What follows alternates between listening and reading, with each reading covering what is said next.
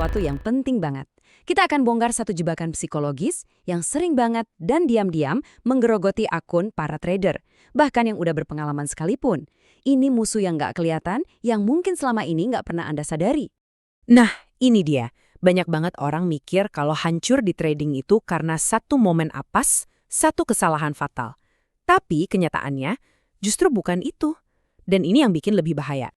Dan disinilah letak jebakan yang sesungguhnya. Bukan karena satu ledakan besar, tapi karena tetesan-tetesan air kecil yang terus-menerus. Erosi yang terjadi pelan-pelan, hari demi hari, sampai fondasinya ambruk. Inilah yang bikin dia licik banget. Kesalahan-kesalahan ini sering kita benarkan kan?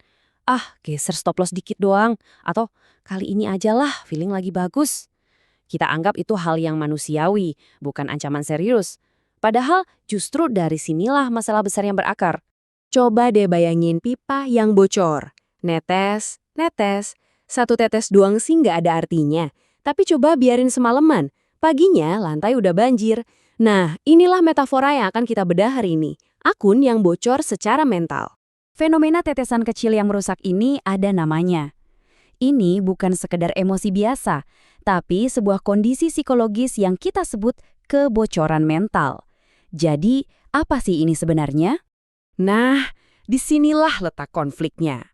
Di dalam pikiran, Anda merasa sudah jadi trader yang disiplin. Anda merasa pegang kendali. Tapi kalau kita lihat perilakunya, kok mulai melenceng dikit-dikit dari aturan? Bukan pelanggaran besar, tapi penyimpangan kecil yang terus-menerus kita maklumi. Coba lihat daftar ini deh, dan jujur sama diri sendiri. Mana yang kedengaran familiar? Geser stop loss dikit aja dengan harapan harga balik arah? Atau masuk pasar cuma karena lagi gabut, padahal checklist belum terpenuhi semua? Masing-masing tindakan ini, kalau dilihat satu persatu, rasanya sepele dan bisa dimaafkan kan?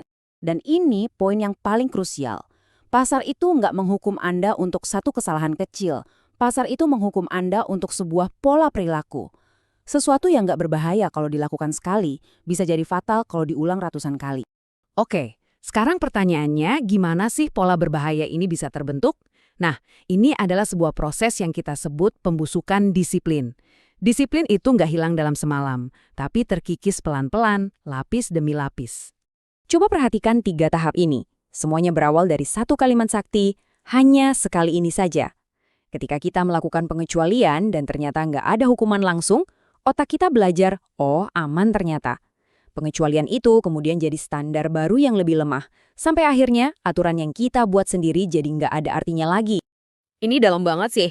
Banyak trader sibuk gonta-ganti strategi, nyari holy grail. Padahal masalah utamanya ada di eksekusi yang mulai membusuk dari dalam. Sistemnya mungkin masih bagus, tapi orang yang menjalankan sistem itu udah nggak sama lagi. Inilah kenapa kebocoran mental jauh lebih mematikan. Kesalahan besar itu kayak alarm kebakaran yang bunyi kenceng.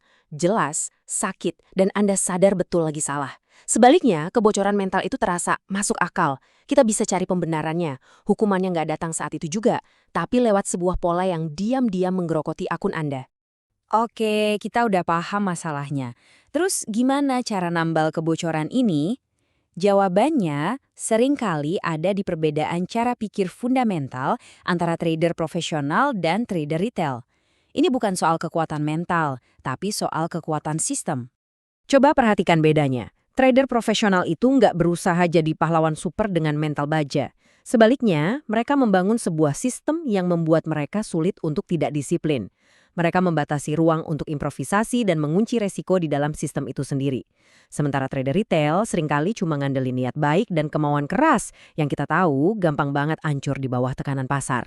Nah, ini dia inti dari solusinya. Disiplin yang sejati itu bukan lahir dari niat baik di pagi hari, tapi dari sistem yang memaksa kita untuk patuh. Tujuannya adalah membangun lingkungan trading di mana menjadi disiplin itu lebih mudah daripada melanggar aturan. Untuk bisa membangun sistem kayak gitu, kita harus mulai dari mengubah pola pikir. Kita harus berhenti menyalahkan diri sendiri dan mulai bertanya dengan cara yang lebih cerdas. Kita semua sering kejebak di sini kan? Menyalahkan diri sendiri, kenapa sih mental gue lemah banget atau kenapa gue nggak bisa disiplin? Kita berusaha menguatkan mental yang seringkali cuma jadi pertempuran yang nggak ada habisnya. Nah, rasakan bedanya? Pertanyaan ini mindahin fokus. Bukan lagi menyalahkan diri sendiri, tapi menganalisis sistem trading kita. Masalahnya bukan karena Anda lemah, tapi mungkin karena sistem Anda punya celah yang ngasih ruang buat emosi masuk. Jadi, ini bukan tentang menjadi robot tanpa emosi, sama sekali bukan. Ini tentang menjadi seorang insinyur yang cerdas untuk proses trading Anda sendiri. Coba pikirkan, di mana Anda bisa memasang pagar pembatas? Bagian mana yang bisa diotomatisasi supaya nggak ada ruang untuk improvisasi yang berbahaya?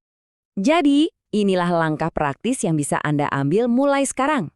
Kalau Anda merasa akun trading Anda gitu-gitu aja, atau malah turun pelan-pelan, tahan dulu keinginan untuk ganti strategi. Lakukan audit dulu terhadap eksekusi Anda. Saya akan tutup pembahasan ini dengan satu pertanyaan untuk Anda renungkan. Jawablah sejujur-jujurnya. Apakah disiplin Anda benar-benar masih utuh seperti saat pertama kali Anda membuatnya? Atau jangan-jangan ia sudah lama bocor setetes demi setetes tanpa pernah Anda sadari? Seringkali, kunci untuk maju bukanlah menemukan hal baru, tapi memperbaiki kebocoran-kebocoran kecil yang selama ini menahan kita.